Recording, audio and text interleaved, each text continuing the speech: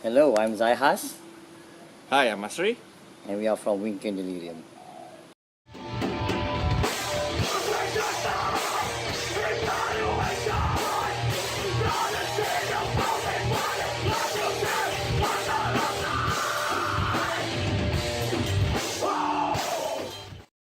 So, my first question for you guys is, how was the band formed? Okay, the band was formed back in 2004. So me and Haris actually started the band together with three more guys.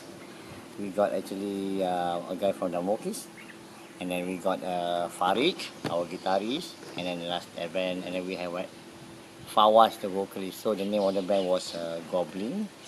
It didn't last long, maybe about less than a year. So me and Haris actually continued on. We got new members. We got Ajak, the vocalist. We got Fat, the drummer, and then we got Andak, and then he was replaced with Shah. So pardon me, got a long list of names to go through. How do you guys know each other and how did it start?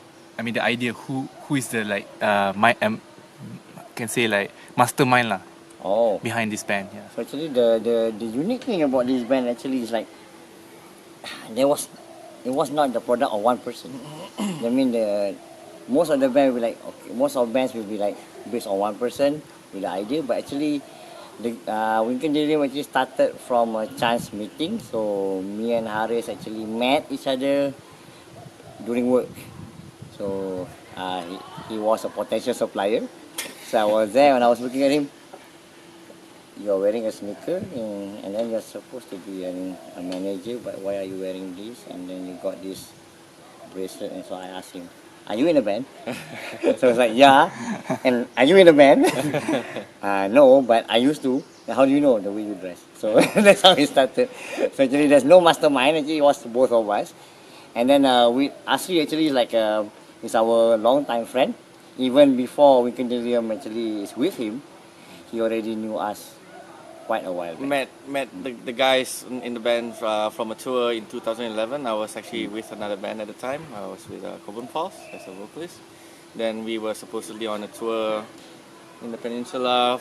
Yeah, so From friends to become families, right. I mean, like to be part of the band. And Supposedly your song is all original. I mean, someone has to write it.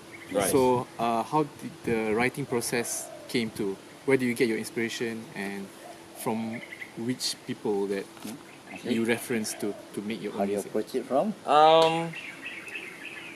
Well, from my perspective or from my side is basically on a typical scale that usually the melody, the music is written down, laid out, everything, the arrangement is done. Once that's everything figured out, how many counts and everything, then I would come down during the time when we wrote the third album, Ticklish Travel is Social Evil. I sang in the three songs from that album. So that writing process was where I came down prior to moving to JB. I came down to JB and started recording vocals at his house. So basically, that's the arrangement where the melody lines, everything, all the instruments are done first, then the vocal last comes in. So the lyrics for this album was co-written by me and Zahas, and so basically that's pretty much the flow basically. So for music-wise, maybe Zahas want to explain a little bit more about. Okay. So basically, music-wise, we all come up with riffs and song structures and patterns. We just basically show it to each other, record them on phones, on tablets, on computers, or and a lot of media you can use nowadays. And then we start matching them like Lego. That's how you do it. How do you guys go out there and promote your own band Wow. to make yourself known This is to the fine. metal community? You're talking about the very first gig. Yeah, the very first thing. Okay. Nobody wanted to call us. We sent our song, we sent our press kit. We talked to all the organizers back then, back in 2004, 2005, 2006. No one called us. So we were just, okay, since you don't want to call us, we call ourselves. Our own gig. So we form an event organizing company, right? So then we invited other bands to come Play with us. and play with us. So that's how we started. Basically, like it's like you market yourself. If you people don't, I mean, if you don't get any exposure, you expose yourself. That's what it is. Work hard for it, yeah. I guess all the songs are based as such. The idea is this: you can only be the best of yourself. That's the whole point. You can never be the next Mitch Looker, the late Mitch Looker, or the next Hatfield, or whoever is your hero. You can't be the next Corey Taylor because there's only one Corey Taylor in the world. There's only one WSP in the world. I grew up listening to this. I was like afraid to hold the bass in front of. I got like legitimate. Okay, anyway. The important thing about being in a band is being truthful to yourself. You don't have to imitate anyone. As long as you be truthful, it's good. What made the music of your band so special for you guys? Oh, it's your favorite part. You cannot sound like anyone else, regardless of how hard you try. We all were in that. Everybody, I must say, when you play music or when you write music or when you listen to music or when you perform, you began with trying to, or actually taking influences from other people. But as you go on, as you go along the process, you find out that you cannot be them. For they are them, we are what we are. So actually, after a while, we start actually looking inwards into what we can do best as what we currently do. So we look at our own music, our own traditional influences, the local bands, the local artists that influence us, and then what we read, what we eat, how do we go about How we live our lives. how we live our lives, and then that's how actually you get your own sound. Basically, it's not something that you will consciously try to outline or determine from the beginning. It grows, and then it branches out, and basically it develops. So that's how it is basically. Okay, thank you. On the surface, you would say, on the aesthetic side of Wynken Delirium, the sound, what we collaborate or infuse is like this heavy, sludgy metal music together with what our local influences, our local sounds from the Asian Pacific regions, like Zapin, the Nusantara sound, we infuse them together with whatever we have on ourselves as well into the music. So that explains from the outside. More unique. Yeah, make what actually we try to achieve in making ourselves unique in the music. Yeah.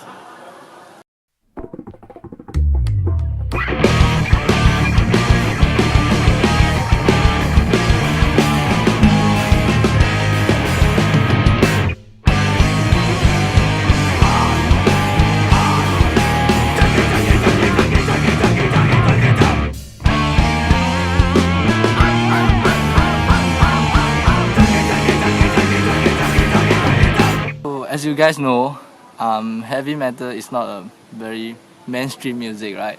It's not for everyone. Not So- in Malaysia. So how would you explain heavy metal to those who never heard of it? Music is music. Art is art. Regardless how noisy, how quiet, how soft, or how hard it is, it's art.